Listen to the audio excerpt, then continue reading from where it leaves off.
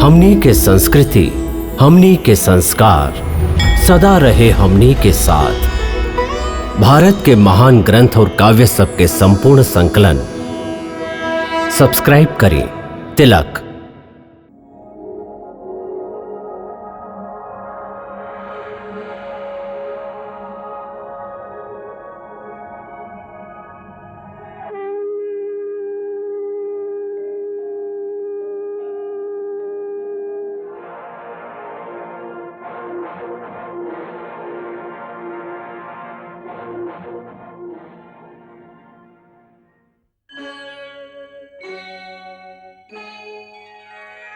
कृष्णा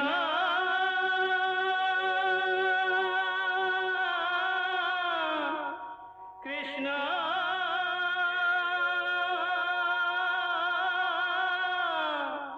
हरे कृष्णा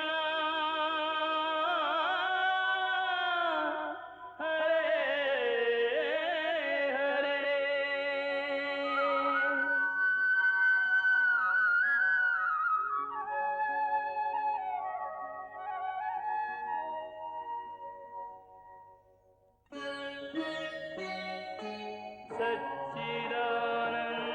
सच्चिदानन्दरूपाय विश्वोत्पत्त्यादिहेतवे तापत्रयविनाशाय श्रीकृष्णाय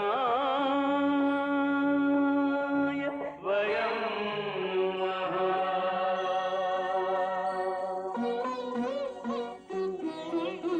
श्रीकृष्ण गोविंद हरे मुरारे, हे नाथ नारायण वासुदेव। हरे कृष्ण राधे राधे कृष्ण कृष्ण हरे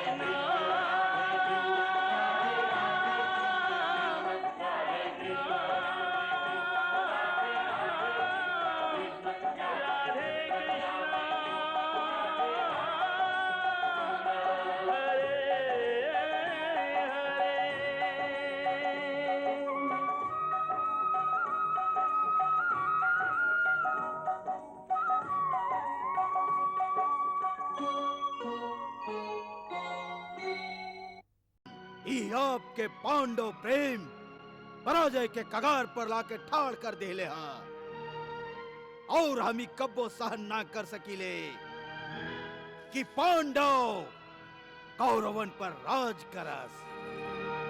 हमके कोनो भी परिस्थिति में पांडवन के माथा के अपना आगे झुकावे के हा।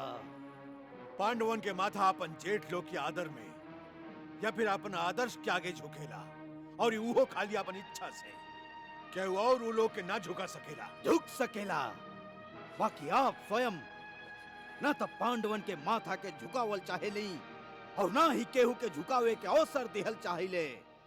यही से आप कौरवन के सेनापति के पद त्यागल नहीं चाहत। छोड़ दी सेनापति के पद और फिर देखी कैसे घमंड से अकड़ल माथा के अंगराज कर्ण झुके खातिर विवश कर दी है। वो कार झुकाई वो पांडव वीरन के जे बार बार अर्जुन के आगे अपन शस्त्र के अपमान करा चुकल है। भुला गिला जब महाराज विराट के गोधन चुरावे के अपराध में वो अर्जुन से 3 बार परास्त भइल रहे। का तू कर्ण का वो इतिहास भी भुला गइल बड़ा जब चित्रसेन तो के बंदी बना ले रहे। तब तोहार यह मित्र कर्ण परास्त होकर युद्ध भूमि से भाग गई रहे। दुर्योधन तू स्वयं मित्र के प्रेम में अंधा हो रहल बाड़ा और हमरा पर आरोप लगा रहल बाड़ा पांडव लोगन के प्रेम में अंधा होके के। बाकी का हमरा जीते जी कर्ण कौरव सेना के सेनापति ना बन सकेला। हम एगो कायर के हाथ में हस्तिनापुर के सुरक्षा ना दे सकेली। मतलब आप पांडव लोग के हारे और हम लोग के जीते दिहलना चाहिए। युवराज दुर्योधन हम कौरव कुल के विनाश के रोक रखले हई। यदि हम कौरवन और पांडवन के बीच में से हट गईली तह विनाश के केहू न रोक सकेला। और ए भ्रम में मत रहिया कि तुहार मित्र कर्ण तो के विजय श्री के माला पहराई। अरे एक टका 100 करोड़ भी होखे तो कोई चमत्कार ना कर सकेला। काहे कि जौन पक्ष के साथ स्वयं भगवान श्री कृष्ण जो रह लोग के उनका के केहू परास्त ना कर सके। पितामह, ये सब कहे के बात है। सांस तो ई है कि आप पांडवन के मृत्यु देखल ही ना चाहेली। ऊ विशैला नाग सबके जिंदा देखे खातिर ऊ लोग के प्राण पर हमार भाई सबके एक एक करके भेंट कर रहल हई। कौरव सेना के एक एक योद्धा ए सत्य के जान गईल है। खाली आप ए भ्रम में हई कि आपके षड्यंत्र के केहू ना जानेला। ये आरोप है हमरा पर, झूठा आरोप। पितामह, हर आरोप के पीछे कुछ न कुछ सच्चाई होखेला। तू अपन पितामह पर शंका कर रहल बाड़ा। शंका ना, विश्वास हमके भी और सभे कौरवन के भी। तू सभे पांडवन के दुश्मनी में अंधा हो गइल बाड़ा। अब सबके आंख खुल गईल हा। केहू कुछ ना कहेला, बाकी सब देख रहल बाड़न कि आप कौरवन से कैसे चुपके विद्रोह कर रहल हई। हम विद्रोह ना कर रहल हई। यदि आप विद्रोह ना कर रहल हई तो पांडवन के विरोध करी, पांडवन के वध करी। हम पांडवन के वध ना कर सकीले। हम अपन प्रतिज्ञा कबो ना तोड़ सकीले। प्रतिज्ञा ना तोड़ सकीले तो सेनापति के पद छोड़ दी। सेनापति के पद छोड़ी ले तो हस्तिनापुर के सुरक्षा के प्रतिज्ञा टूटी।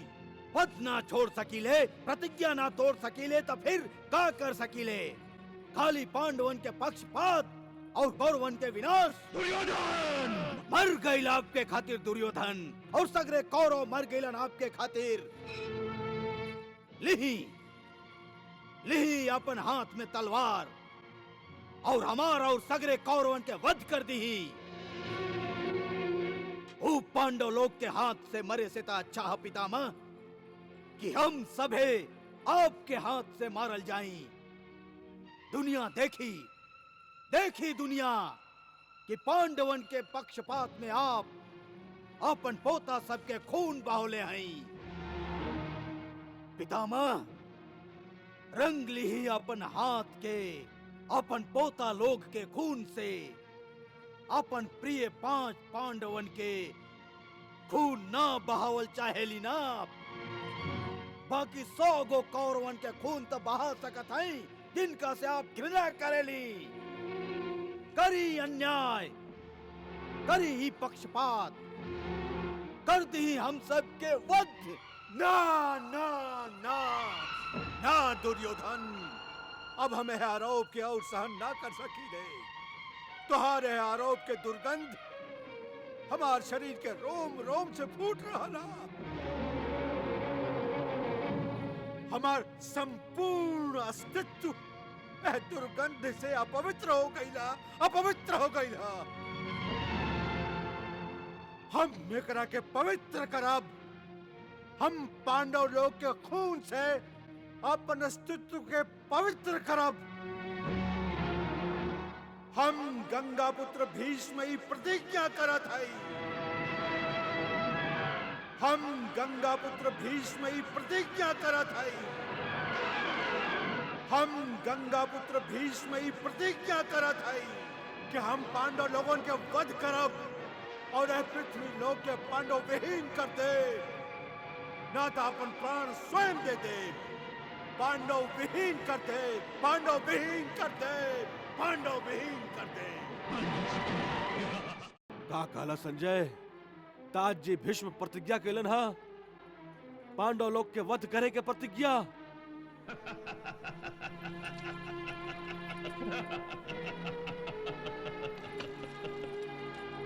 ई सगरे ब्रह्मांड टूट सकेला, बाकी भीष्म प्रतिज्ञा ना टूट सकेला, कबो ना टूट सकेला।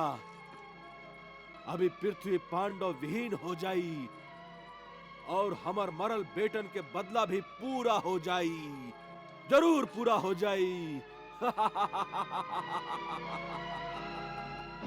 मधुसूदन, मधुसूदन, मधुसूदन। का भइल पांचाली? तू इतना हताश काहे बाड़ू? तू सुन ला माधव, भीष्म पितामह प्रतिज्ञा कइले हई। ए पृथ्वी के पांडव विहीन करे के प्रतिज्ञा। अब का हुई माधव? माधव, तू मुस्कुरा रहल बाड़ा। पितामह भीष्म पांडव सबके वध करे के प्रण ले ली और तू मुस्कुरा रहल बाड़ा। काल अधर्म धर्म के परास्त करी और तू मुस्कुरा रहल बाड़ा। पांचाली, ऐसे घबराए से का होई? तो के अब पितामह के रोके के होई माधव। हाँ पांडव लोगन के होखत? हाँ कृष्ण, हाँ। वैसे देखे में तो ई युद्ध कौरवन और पांडवन में हो रहल है, बाकी असल में ई युद्ध कौरवन में और वासुदेव श्री कृष्ण में हो रहल है। हमार पति तो खाली एगो माध्यम बाड़न, निमित्त बाड़न। हाँ ना प्रभु? ई का कह रहा हो कि ई युद्ध हम कर रहा है? पांचाली, तू अच्छा तरह से जाने लू कि ए युद्ध में हम शस्त्र ना उठावे के प्रतिज्ञा कैले हैं। हम अब निशस्त्र हैं। के कहेला कि तू निशस्त्र बाड़ा? तू निशस्त्र नहीं खा माधव। पांचों पांडव तोहार शस्त्र बाड़न। महाराज युधिष्ठिर तोहार शंख बाड़न। उ शंख बजा के तोहरा ओरी से एह धर्म युद्ध के घोषणा करेलन। महाबलशाली भीम तोहार गदा बाड़न, जिनकर प्रहार कब्बो खाली न जाला। और पार्थ अर्जुन तोहार सुदर्शन बाड़न, जिनकर वार अचूक होखेला। ई सब लोग के होखत तू कैसे कह सकेला कि तू निशस्त्र बाड़ा? वाह द्रौपदी वाह, आखिर तू हमार ए रहस्य के जाने ले लो। हे वासुदेव, यदि पितामह आपन प्रतिज्ञा पूरा कर देहलन तो ई तोहार पांचों शस्त्र नष्ट हो जाई हैं और तब तू निशस्त्र हो जाइबा। और तोहार ई हाथ और हमार ई मांग सून हो जाए माधव।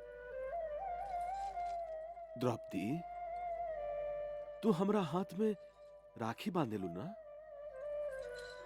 हाँ।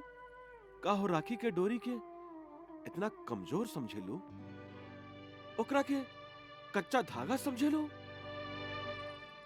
या फिर ई हाथ के इतना निर्बल समझेलू जिनका पर तू राखी बांधेलू?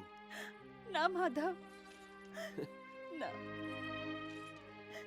तो फिर हमार बहन, हमरा पर भरोसा रखा, विश्वास रखा। पांडव सबके कुछ ना होई, कुछ ना होई पांडव सबके। पितामह हे पृथ्वी के पांडव विहीन करे के प्रतिज्ञा ले ले बाड़न। वाह वाह भगिना वाह, बधाई होके। हाँ, बधाई होके भाई जी, बधाई होके।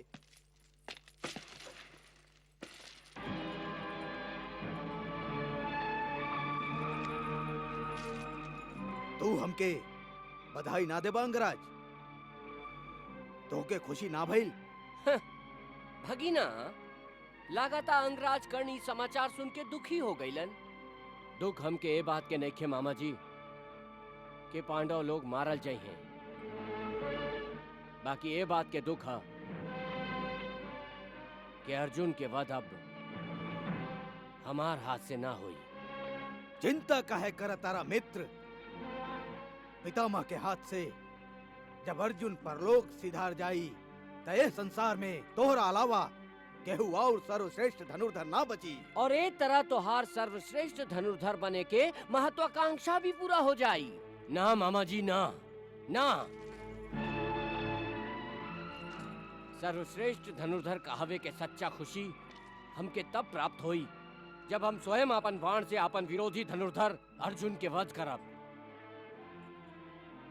यदि पितामह भीष्म के धनुष के बाण द्वारा हमके ई सम्मान मिलल तो हमके एहमे कौनो खुशी ना होई, कौनो खुशी ना होई। बाकी एगो मित्र के खुशी से बढ़ के कौनो खुशी ना होला। ऐसे युवराज, हम तोहके बधाई देत हई। बधाई होखे। ना केशव ना, युद्ध में क्रोध से भरल यमराज के रोकल जा सकेला, वज्रधारी इंद्र पर अंकुश लगावल जा सकेला, गदाधारी कुबेर पर प्रतिबंध लगावल जा सकेला, बाकी प्रतिज्ञाबद्ध पितामह के केहू न रोक सकेला। और अब तो वहां खाली पांडव सब के ही वध करे के प्रतिज्ञा कैले हई, तो फिर के है जे वहां के रोकी? हमके तो ऐसा लाग रहल हा कि जे तरह पतंगा आग के लपट की ओरी आकर्षित होके स्वयं आगे बढ़ के आग में भस्म हो जाला, वही तरह युद्ध में पितामह के सामना करके हम लोग आत्महत्या कर रहा लाई। हे मधुसूदन, हमरा कारण हमार भाई लोग के राजपाट से हाथ धोवे के पड़ल, सुख शांति और ऐश्वर्य से वंचित रहे के पड़ल, पांचाली के असहनीय अपमान सहे के पड़ल, और हमरा कारण हमार भाई लोग के वनवास के पीड़ा सहे के पड़ल, और हमरे कारण वो पितामह भीष्म के घातक वाण के निशाना बने जा रहल बाड़ा। ना केशव ना, हमार भाई, हमार साथी, हमार सैनिक, हमार हित खातिर मृत्यु के खाई में काहे गिरे? ना, हम ऐसा ना होके देव। हे केशव, साक्षी रहिया तू। आज हम अपन चारों भाई और अपन सभे साथी लोग के हमरा प्रति उनकर कर्तव्य से मुक्त कर रहा हई।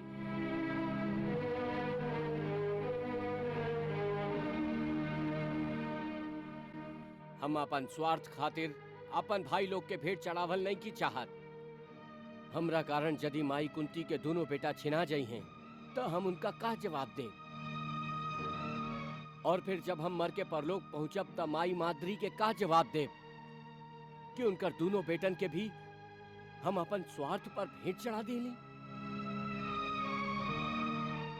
इतना भयंकर आरोप सहे के शक्ति हमरा में नहीं खे केशव, हमरा में नहीं खे। मरे के हा त खाली हम ही मरब। मरे आपके दुश्मन भाई जी। युद्ध भूमि में जे भी आपके ओर आंख उठाई, हम ओकर आंख नोच लेब। हम भाई सबके होखत स्वयं मृत्यु भी आपके बाल तक बांका ना कर सकेला।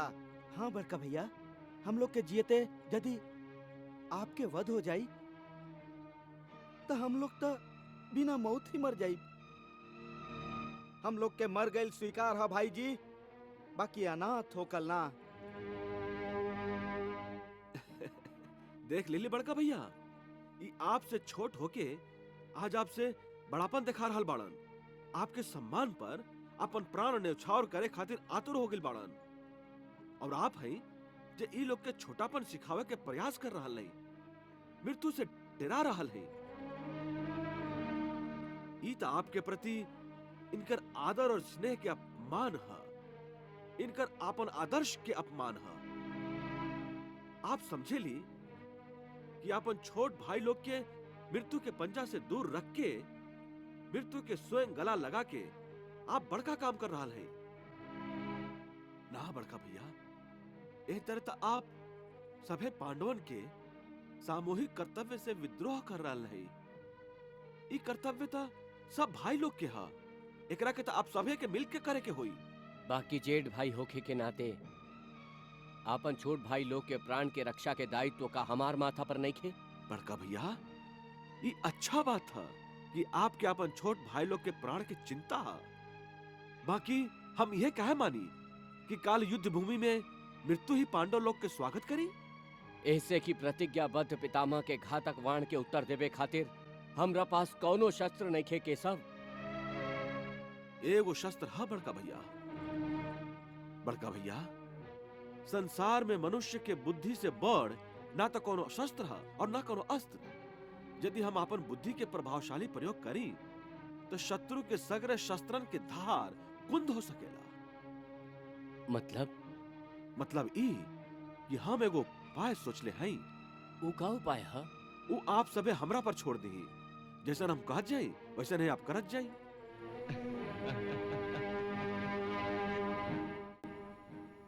ओम नमो भगवते वासुदेवाय। ओम नमो भगवते वासुदेवाय। ओम नमो भगवते वासुदेवाय। ओम नमो भगवते वासुदेवाय। ओम नमो भगवते वासुदेवाय। ओम नमो भगवते वासुदेवाय। ओम नमो भगवते वासुदेवाय। ओम नमो भगवते वासुदेवाय। ओम नमो भगवते वासुदेवाय। ओम नमो भगवते वासुदेवाय। ओम नमो भगवते वासुदेवाय। ओम नमो भगवते वासुदेवाय। ओम नमो भगवते वासुदेवाय। ओम नमो भगवते वासुदेवाय। ओम नमो भगवते वासुदेव। कृष्णा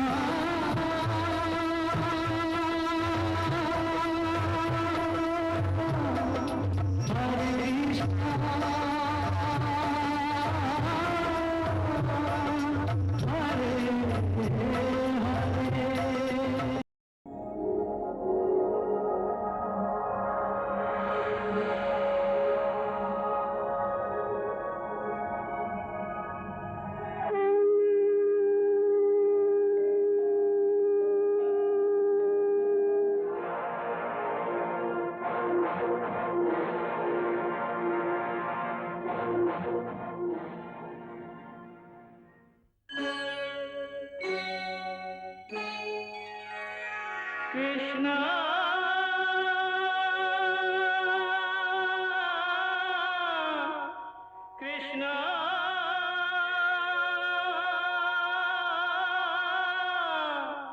हरे कृष्णा हरे हरे।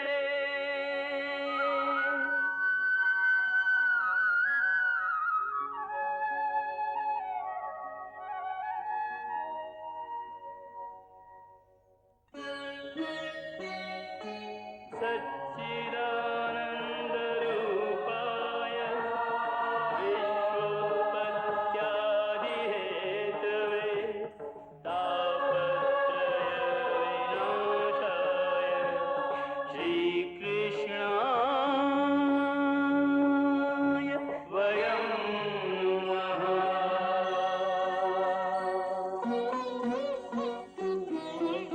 श्री कृष्ण गोविंद हरे मुरारे, हे नाथ नारायण वासुदेव। हरे कृष्ण राधे राधे कृष्ण कृष्ण हरे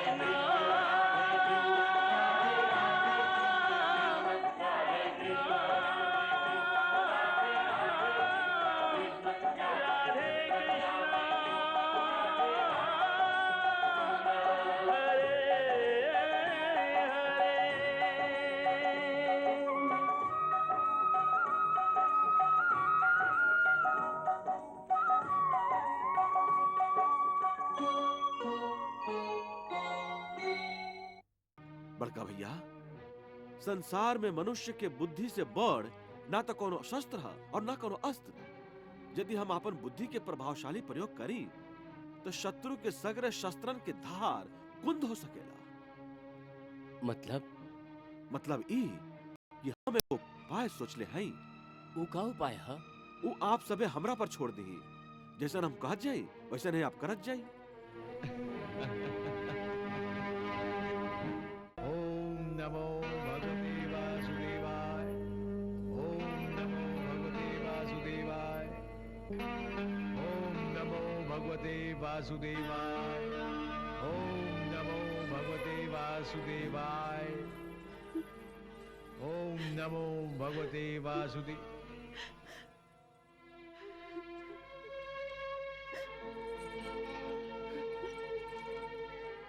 के प्रणाम पितामह। कल्याण होके। के हो बेटी?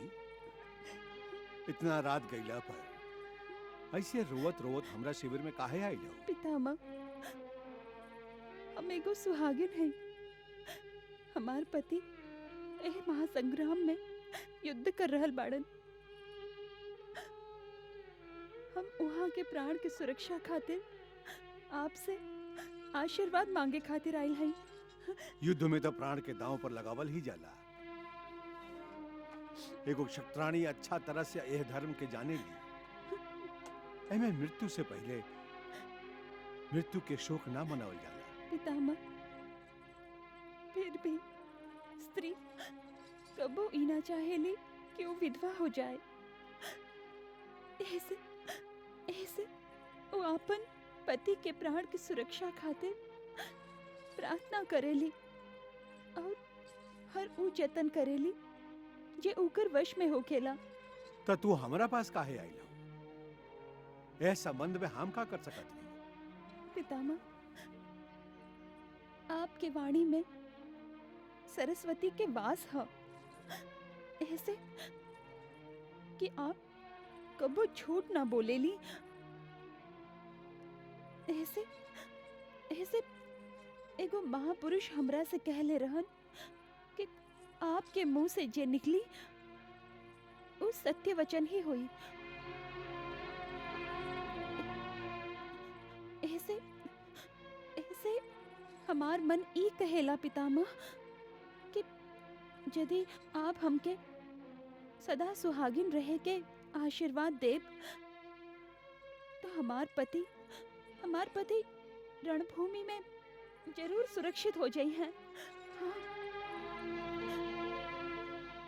पितामह, हम ई ना चाहेली कि वो युद्ध छोड़ के घर चलावे।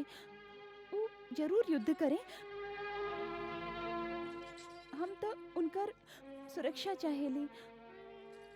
ऐसे आपसे आशीर्वाद लेबे आई हई। पितामह एगो सुहागिन के मांग सून होके से बचाई। हमार झोली में हमार सुहाग के प्राण की सुरक्षा के आशीर्वाद डाल दी ही पितामह, डाल दी ही।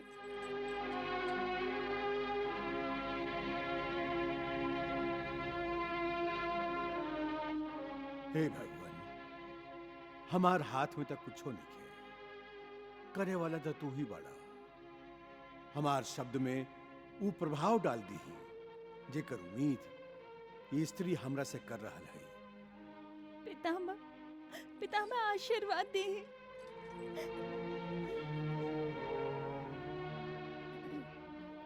सौभाग्यवती होगा।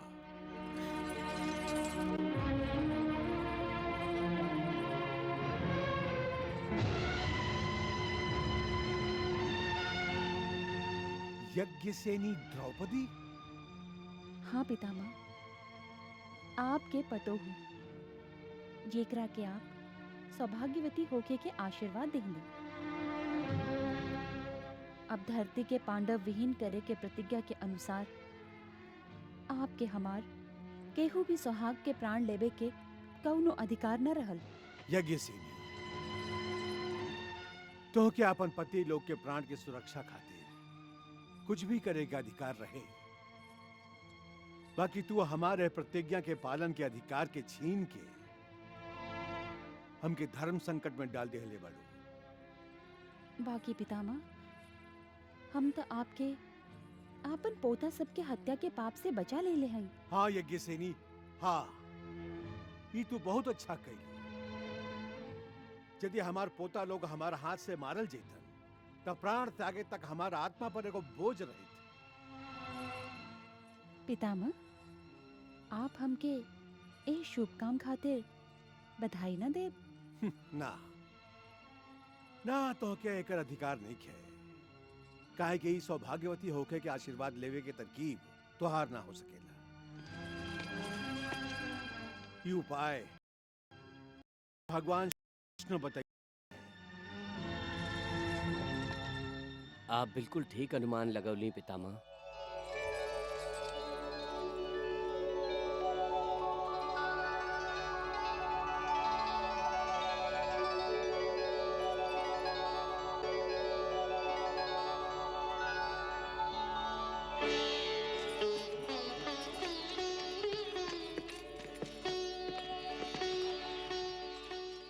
कल्याण होगी बेटा।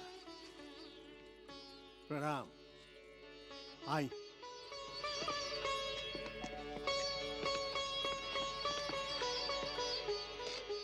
आसन ग्रहण करी भगवान।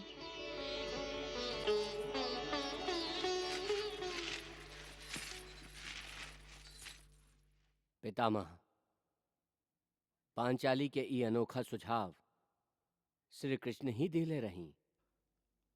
हम जानत रही प्रभु, आपन ए विवश भक्त के आपन प्रिय पोता लोक के हत्या के पाप से आप जरूर बचाई। आपके धन्यवाद प्रभु। पितामह, भाग्य में जो होके के होला वो होके ही रहेला, और जे ना होके के हा वो ना होला। ना प्रभु, जब हम आपके एगो भक्त के आंख से देखी ले तो हमके आपके ही लीला दिखाई देवेला। हम आवेश में प्रतिज्ञा कैले रही कि हम आपके एह महासंग्राम में शस्त्र उठावे पर विवश करते, बाकी हम तो आपके विवश ना कर सके और हम न कर सकत रही।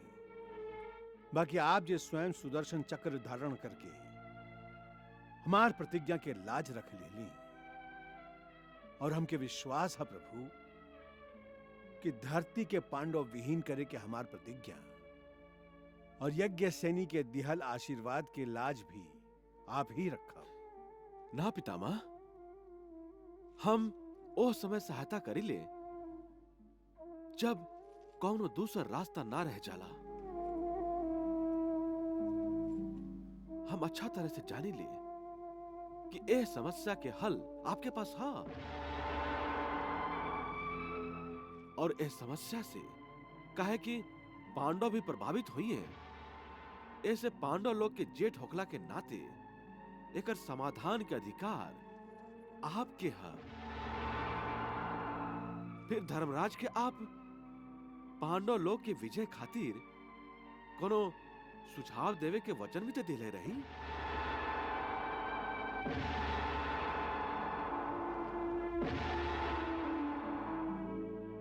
समझ गईली भगवान, हम आपके संकेत समझ गईली। आज हम धर्मराज के पांडव लोग के जीत के भी उपाय बताइब, आपन प्रतिज्ञा भी पूरा करब, और यज्ञ सैनी के दिहल आशीर्वाद पर भी कौनो बुरा प्रभाव ना पड़े। इस सगरे समस्या के एक ही उपाय है। ऊ का उपाय है पितामह? बतावत है। बाकी इस संबंध में हम क्या आप सभी पांडव लोगों के सहायता की जरूरत पड़ी। हम आपके सहायता जरूर करब।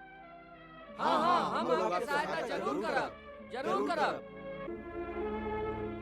तो फिर प्रतिज्ञा करा, हम जैसन कहब वैसे नहीं करबा।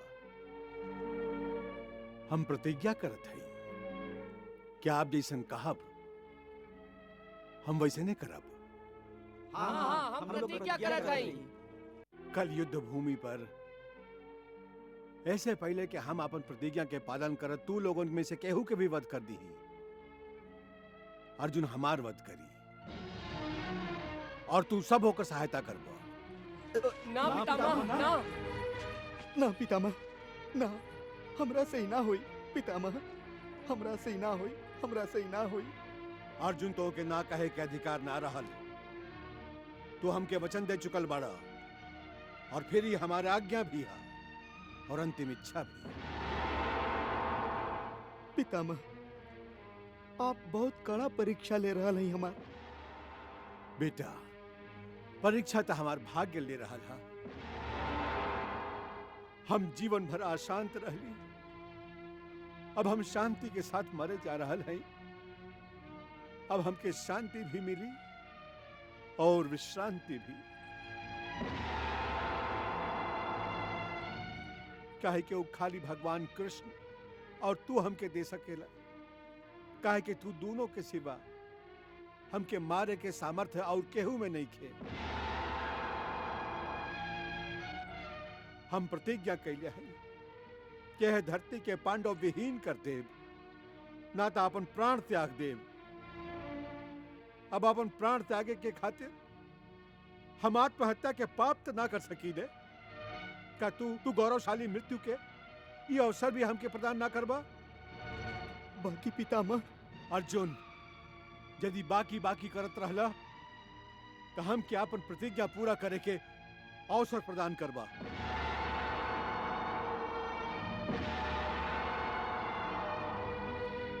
रणभूमि पर हम अपन क्षत्रिय धर्म से विद्रोह ना कर सकीले।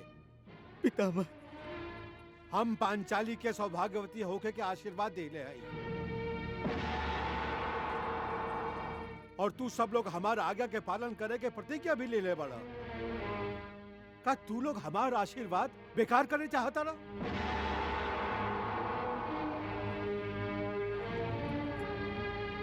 हम तो के हमार वध करे के आज्ञा दिले हई। का तू अपन पितामह के आज्ञा के विरोध करबा? हमार मृत्यु के चिंता करे के कौनो लाभ नहीं है अर्जुन। हमार मृत्यु के समय आ गई है। तू लोग अच्छा तरह से जाने ला कि हमके इच्छा मृत्यु के वरदान प्राप्त है। हम अपन प्रतिज्ञा के लाज रखे खातिर अपन प्राण त्यागल चाहत हई। हम प्रतिज्ञा कैले रही कि या तो हम पांडव लोगन के वध करब या अपन प्राण त्याग देव।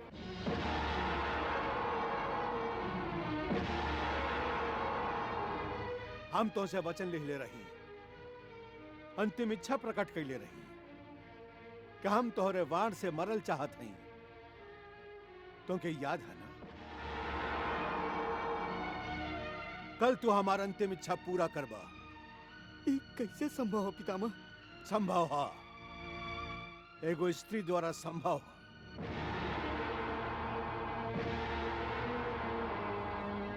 समस्या के भंवर से एगो स्त्री हम लोगन के निकाल सकेगी। एगो स्त्री निकाल सकेली? बाकी कैसे?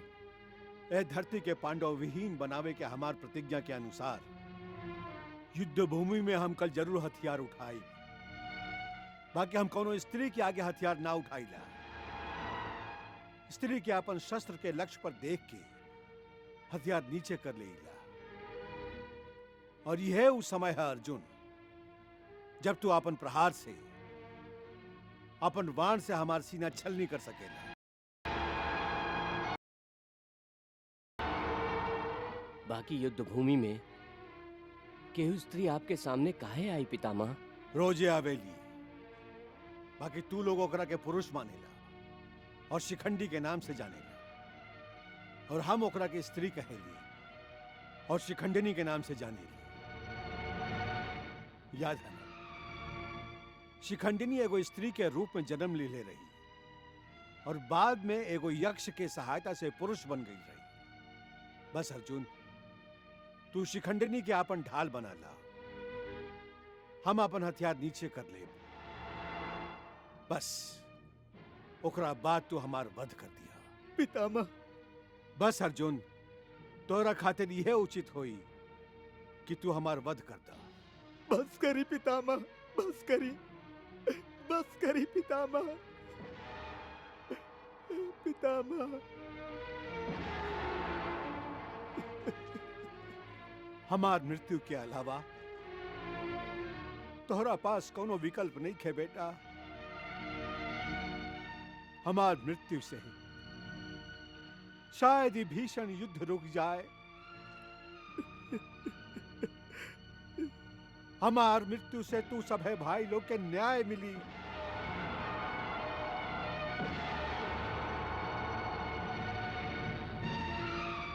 हमार मृत्यु से अधर्म के एगो अध्याय भी समाप्त हो जाई और हमार मृत्यु से ऊ गलती पर पूर्ण विराम लग जाई जे द्यूत सभा में हमरा चुप रहे से शुरू भइल रहे।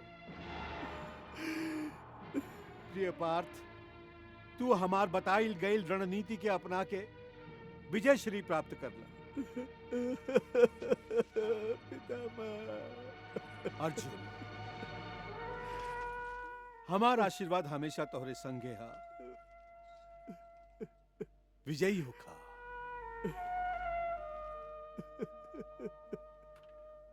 पितामह पांडव लोग के वध करे के निर्णय जरूर ले ले हई। बाकी ओकरा जल्दी ये सफल बनावे खातिर हम लोग के भी उचित रणनीति बनावे के चाहिए। हाँ भगिना, काहे कि द्यूत और युद्ध में सबसे बड़ा शस्त्र बुद्धि और चतुराई होई। ए शस्त्र पर युद्ध में जाए से पहले धार लगावल जरूरी होखेला। तब फिर आप ही अपन कुटिल दिमाग से बताई, कल हम लोग के युद्ध में का करे के चाहिए? भगिना, हम तो कहत हई कि पितामह के सामना सबसे पहले अर्जुन से होखेदा। ओकर वध हो गई तो बाकी चारों पांडवन के परलोक पहुंचावल आसान होई। ना मामा जी ना, यदि अर्जुन के सामना पितामह से भइल तो ये युद्ध लंबा खिंच जाई। काहे कि अर्जुन ही एगो ऐसन पांडव है जे पितामह के तीर के आंधी के रोक सकेला। पितामह यदि पहले ही अर्जुन से युद्ध में उलझ गईलन तो बाकी सगरे पांडव कौरव सेना के संहार करत रही हैं। मामा जी, कर्ण ठीक कह रहल बाड़न। एह तरह तो हमार कई कौरव योद्धा बेकार ही मारल गई हैं। एह से एह युद्ध के तुरंत समाप्त करे खातिर हम लोग के चाहिए कि पहले पितामह और अर्जुन के सामना होके के बदले दूसर पांडवन के एक एक करके पितामह के हाथ से परलोक भेजवा दें। परलोक। तो मामा जी, कल युद्ध भूमि पर हम लोग यह युद्ध नीति अपनाई। कल युद्ध भूमि पर हमार महारथी योद्धा अर्जुन के पितामह के ओरी बढ़े से रोकी हैं और हम पितामह और अर्जुन के आमने सामने आवे ना दे। कृष्णा